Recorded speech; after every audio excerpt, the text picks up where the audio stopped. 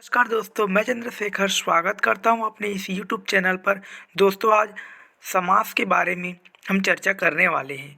दोस्तों, इस video lecture में आप समास को अच्छी तरह से समझ जाएंगे और इसमें से जितने भी क्वेश्चन लगातार एग्ज़ाम में आते रहे हैं उन क्वेश्चनों को भी हम लोग देखने वाले हैं। तो वीडियो के लास्ट तक बने रहिएगा। चलिए वीडियो को स्टार्ट करते हैं। दोस्तों, पहला क्वेश्चन है, दो या दो से अधिक, दो अथवा दो से अधिक शब्दों से मिलकर बने हुए नए सार्थक शब्द को क्या कहा जाता है?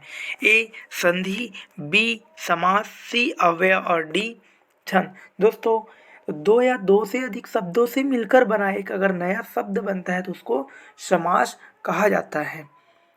कम से कम दो पद होने चाहिए और उसका सार्थक अर्थ निकलना चाहिए तो वो समास कहलाता है। तो दोस्तों, यह है समास की परिभाषा। नेक्स्ट चलते हैं। समास का शाब्दिक अर्थ होता है क्या? ए संक्षेप्त, बी विस्तार, सी विग्रह और डी विच्छेद। दोस्तों, समास का शाब्दिक अर्थ होता है संक्षेप्त। जब किसी चीज़ को संक्षेप्त में लिखा जाता है तो उसके समास कहते हैं और समास विग्रह अर्थात उसका विस्तार करना होता है। चलिए देखते हैं नेक्स्ट क्वेश्चन। निम्नलिखित में से कौन सा पद अव्ययी भाव समास है? ए गृहागत, बी आचार कुशल, सी प्रतिदिन और डी कुमारी। दोस्तों, इसका सही आंसर हो जाएगा प्रतिदिन। दोस्तों, अव्ययी भाव समास के बारे में जानते हैं। दोस्तों, अव्ययी भाव समास वह समास होता है जिसका पूर्व पद प्रधान हो। पूर्व पद अर्थात पहला पद प्रधान हो और पहला पद क्या हो? अव्यय हो। अव्ययी भाव समास कहलाता है। अव्यय का अर्थ जानते हैं। अव्यय अव्यय का मतलब होता है जो लिंग कारण या वचन के अनुसार परिवर्तित नहीं होता, वह अव्यय कहलाता है। दोस्तों, इस क्वेश्चन में प्रतिदिन में प्रति अव्यय लिया गया है जिसको लिंग वचन कारक के अनुसार परिवर्तन नहीं होता। एग्जाम्पल के लिए दूसरा देखते हैं, जैसे आजीवन, जीवन पर्यंत, आजन्म। दोस्तों, अर्थात पहला पद प्रधान हो या अव्यय हो उसे अव्ययी भाव समास कहा जाता है। नेक्स्ट क्वेश्चन चलते हैं। त्रिफला में कौन सा समास है? ए अव्ययी भाव समास, बी द्वंद्व समास, सी द्विगु समास और डी कर्मधारय समास। दोस्तों, इस क्वेश्चन का सही आंसर हो जाएगा सी द्विगु समास। दोस्तों, त्रिफला में द्विगु समास आएगा क्योंकि त्रिफला अर्थात इसमें संख्यावाचक शब्द का विश्लेषण है। दोस्तों, जिस शब्द का पहला शब्द किसी संख्या को डिनोट करे तो वह द्विगु समास होता है, इसलिए यह त्रिफला द्विगु समास के अंतर्गत आएगा। नेक्स्ट है, निम्नलिखित में से कर्मधारय समास किसमें है? ए चक्रपाणी, सी चतुर्युगम, सी नीलोत्पलम और डी माता पिता। दोस्तों, इस क्वेश्चन का सही आंसर हो जाएगा नीलोत्पलम अर्थात सी। दोस्तों, कर्मधारय समास में नीलोत्पलम आएगा क्योंकि कर्मधारय का परिभाषा होता है कि जिसमें एक पद दूसरे पद की क्या हो? विशेषता बतलाए, वह कर्मधारय समास कहलाता है।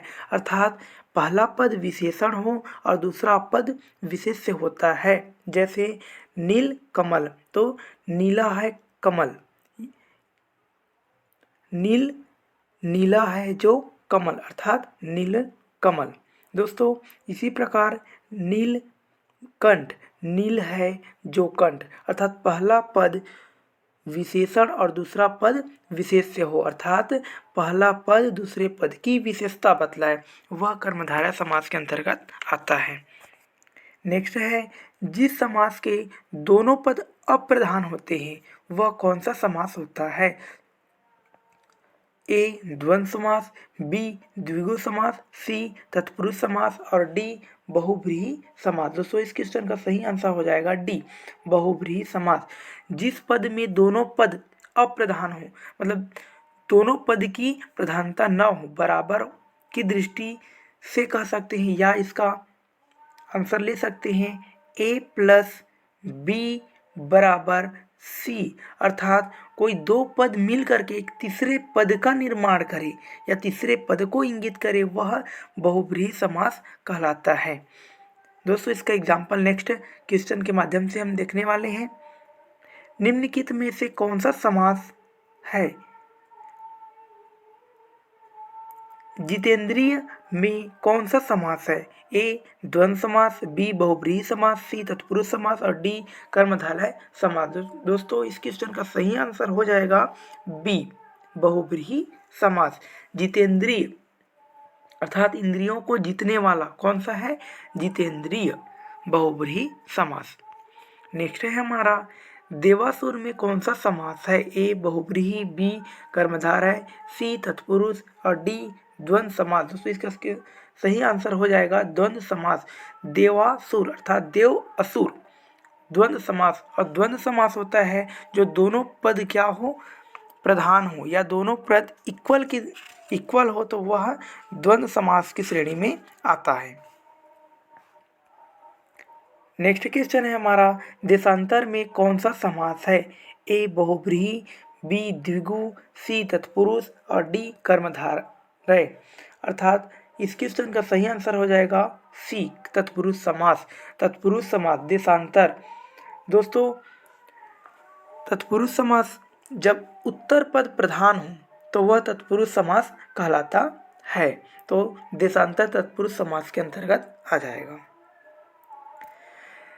दीनानाथ में कौन सा समास है? ए कर्मधारय, बी बहुव्रीहि, सी द्विगु और डी द्वंद्व समास। दोस्तों इस क्वेश्चन का सही आंसर हो जाएगा ए कर्मधारय समास। दीनानाथ में कर्मधारय समास आ जाएगा, अर्थात पहला पद दूसरे पद की विशेषता बतलाता हो। नेक्स्ट है मुख दर्शन में कौन सा समास है? तो इस क्वेश्चन का सही आंसर हो जाएगा तत्पुरुष समास, बी ऑप्शन। मुख दर्शन में तत्पुरुष समास हो जाएगा, उत्तर पद की प्रधानता हो वह तत्पुरुष समास कहलाता है। कौन सा शब्द बहुव्रीहि समास का सही उदाहरण है? ए निशिदिन, बी त्रिभुवन, सी दशानन और डी पुरुष सिंह। दोस्तों इस क्वेश्चन का सही आंसर हो जाएगा सी, दशानन। बहुव्रीहि समास अर्थात दो पद मिलकर के तीसरे पद को इंगित करें या तीसरा पद सृजन करें। तो दशानन 10 सिरों वाला कौन है? रावण, अर्थात तीसरे व्यक्ति को इंगित कर रहा है। 10 सिर जिसका हो वह क्या हो? दशानन कहलाता है, तो यह हो जाएगा बहुव्रीहि समास। नेक्स्ट है धक्का मुक्की में कौन सा समास है? ए कर्मधारय समास, बी द्विगु समास, सी द्वंद्व समास और डी तत्पुरुष समास। धक्का और मुक्की में कौन सा समास है? तो द्वंद्व समास। दोस्तों धक्का और मुक्की अर्थात दोनों पद की प्रधानता हो वहां द्वंद्व समास होता है। नेक्स्ट क्वेश्चन है हमारा चौराहा में कौन सा समास है? चौराहा चार समूहों का रास्ता बोल सकते हैं। तो ए बहुव्रीहि, बी तत्पुरुष, सी अव्ययी और डी द्विगु समास। दोस्तों जिस सब समास का पहला शब्द अगर संख्या से चालू हो वह द्विगु समास होता है, अतः इसका आंसर हो जाएगा डी। नेक्स्ट क्वेश्चन है 10 मुख में कौन सा समास है? ए कर्मधारय, बी बहुव्रीहि, सी तत्पुरुष और डी द्विगु समास। तो इस क्वेश्चन का सही आंसर हो जाएगा बहुव्रीहि समास। 10 मुख हो जिसके, कौन? रावण, तीसरे व्यक्ति को इंगित कर रहे हैं, अर्थात बहुव्रीहि समास। पीताम्बर में कौन सा समास है? ए बहुव्रीहि समास, बी द्वंद्व समास, सी कर्मधारय समास और डी द्विगु समास। दोस्तों इस क्वेश्चन का सही आंसर हो जाएगा ए बहुव्रीहि समास। पीला है अंबर जिसका, अर्थात कृष्ण भगवान, तो यह ए पीला है अंबर जिसका, पीले वस्त्र धारण करने वाला कौन? विष्णु भगवान, कृष्ण भगवान, अर्थात बहुव्रीहि समास हो जाएगा। नेक्स्ट है विशेषण और विशेष्य के योग से कौन सा समास बनता है? ए द्विगु समास, बी द्वंद्व समास, सी कर्मधारय समास और डी तत्पुरुष समास। तो इस क्वेश्चन का सही आंसर हो जाएगा कर्मधारय समास। जहाँ विशेषण और विशेष्य के योग से एक नया समास बने उसे कर्मधारय समास कहते हैं, जिसमें पहला पद दूसरे पद की विशेषता बतलाता है। नेक्स्ट है, निम्नलिखित में से एक शब्द में द्विगु समास है, उस शब्द का चयन कीजिए। तो वह कौन सा शब्द है? ए आजीवन, बी भूदान, सी सप्ताह और डी पुरुष सिंह। दोस्तों, द्विगु समास इसे कहेंगे जो पहला पद संख्या को दर्शाता हो, अर्थात इस ऑप्शन में हो जाएगा सप्ताह, जिसमें पहला पद संख्यावाचक हो, तो द्विगु समास होता है। नेक्स्ट क्वेश्चन है, किस समास में दोनों शब्दों के समानाधिकरण होने पर कर्मधारय समास होता है? ए तत्पुरुष, बी द्वंद्व, सी द्विगु और डी बहुब्रीहि। तो इसका सही आंसर हो जाएगा ए तत्पुरुष समास। जिस शब्द के दोनों शब्द समानाधिकरण होने पर कर्मधारय होता है वह तत्पुरुष समास कहलाता है। नेक्स्ट है, भाई बहन में कौन सा समास है? तो भाई और बहन दोनों बराबर की स्थिति में ऐसा द्वंद्व समास आएगा। नेक्स्ट है हमारा द्विगु समास का उदाहरण है। द्विगु अर्थात संख्यावाचक हो, अर्थात चतुरानन में चतुर प्लस आनन है तो यह नहीं आएगा। नेक्स्ट देखते हैं, दिन और रात दोनों बराबर है अर्थात द्वंद्व समास, तो इस क्वेश्चन का सही आंसर हो जाएगा त्रिभुवन, जिसमें पहला पद संख्या को डिनोट करता हो। इनमें से द्वंद्व समास का उदाहरण है। तो द्वंद्व समास ए पीताम्बर, बी नेत्रहीन, सी चौराहा और डी रुपया पैसा। दोस्तों, द्वंद्व समास अर्थात दोनों पद प्रधान हो, रुपया और पैसा आंसर हो जाएगा। नेक्स्ट है, अव्ययी समास का एक उदाहरण, यथाशक्ति का सही विग्रह क्या होगा? जैसी शक्ति, जितनी शक्ति, शक्ति के अनुसार, यथा जो शक्ति। दोस्तों, अव्ययी समास जिसका पहला पद अव्यय हो वह अव्ययी समास कहलाता है। तो यथाशक्ति में इसका सही आंसर हो जाएगा शक्ति के अनुसार, यथा शक्ति। नेक्स्ट है हमारा, पाप पुण्य में कौन सा समास है? पाप और पुण्य दोनों किस में आ जाएगा? द्वंद्व समास, दोनों बराबर की स्थिति में है तो द्वंद्व समास। नेक्स्ट क्वेश्चन है हमारा, लंबोदर में कौन सा समास है? ए द्वंद्व समास, बी द्विगु समास, सी तत्पुरुष समास और डी बहुब्रीहि समास। लंबोदर, लंबा है उदर जिसका, अर्थात बहुब्रीहि समास गणेश भगवान को इंगित कर रहे हैं। तो दोस्तों, मैं बताया परिभाषा की पहला पद और दूसरा पद मिलकर के कोई तीसरा पद सृजित करे वह क्या कहा जाता है? बहुब्रीहि समास। तो लंबा प्लस उदर है जिसका, कौन? गणेश भगवान तीसरे पद को बता रहे हैं, तीसरा शब्द को इंगित कर रहे हैं, वह बहुब्रीहि समास कहलाता है। देश प्रेम में कौन सा समास है? ए अव्ययी भाव, बी तत्पुरुष, सी द्विगु और डी बहुब्रीहि। दोस्तों, इस क्वेश्चन का सही आंसर हो जाएगा बी तत्पुरुष समास। देश प्रेम, देश के लिए प्रेम। नेक्स्ट है हमारा, नीलकमल में कौन सा समास है? ए बहुब्रीहि, बी तत्पुरुष, सी कर्मधारय और डी द्विगु समास। नीलकमल में कर्मधारय समास आता है। नेक्स्ट है, विद्यार्थी में कौन सा समास है? ए तत्पुरुष, बी कर्मधारय, सी बहुब्रीहि और डी द्विगु। विद्यार्थी अर्थात तत्पुरुष समास। नेक्स्ट है, गौशाला में कौन सा समास है? ए तत्पुरुष, बी द्वंद्व, सी कर्मधारय और डी द्विगु समास। गौशाला, गांवों के लिए शाला, रहने के स्थान अर्थात तत्पुरुष समास। नेक्स्ट है, नवग्रह में कौन सा समास है? नवग्रह, ए द्विगु समास, बी तत्पुरुष समास, सी द्वंद्व समास और डी कर्मधारय समास। दोस्तों, नवग्रह अर्थात पहला शब्द किसको डिनोट कर रहा है? संख्यावाचक अर्थात द्विगु समास का उदाहरण हो जाएगा।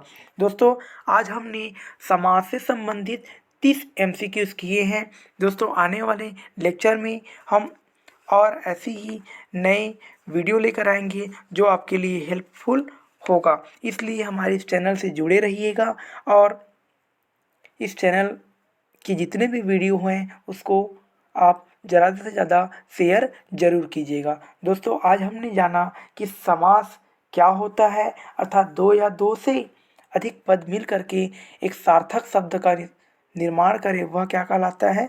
समास कहलाता है। दोस्तों, समास के कुल 6 भेद होते हैं, जैसे अव्ययीभाव समास, कर्मधारय समास, बहुव्रीहि समास, तत्पुरुष समास, द्विगु समास और द्वंद्व समास।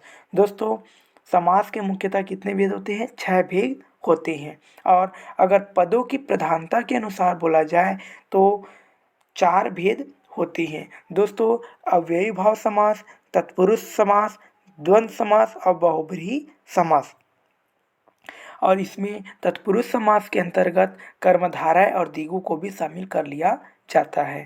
तो दोस्तों, आज हमने जाना कि समास क्या है, समास के कितने प्रकार होते हैं। 6 प्रकार होते हैं और पदों के आधार पर 4 प्रकार होते हैं। और हमने जाना कि अव्ययीभाव समास का पहला शब्द अव्यय होता है, अर्थात प्रधान होता है, और वह कारक लिंग वचन के अनुसार बदलता नहीं।